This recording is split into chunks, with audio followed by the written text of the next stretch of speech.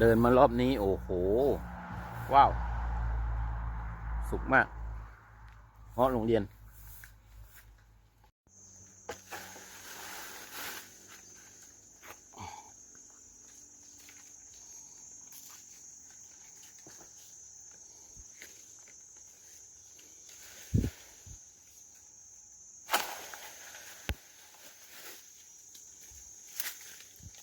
กิ่งนี้กิ่งใหญ่มาก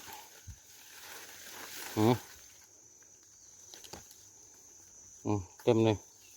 กิ่งใหญ่กิ่งนี้ก็สุกถือว่าสุกดีเลยกิ่งนี้มาดูกิ่งนี้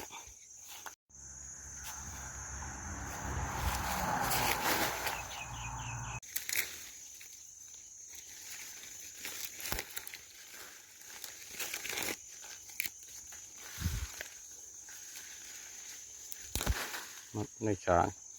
3 เก่ง3 เก่ง4กับอีก1 เก่งพร้อมจำหน่ายที่9 การค้ามาถึงแล้วร้าน9 การค้ามัดละ50 บาทโล 2น้ำหนักโล 2ไม่ใช่โลเดียวนะโล 2ต่อมัด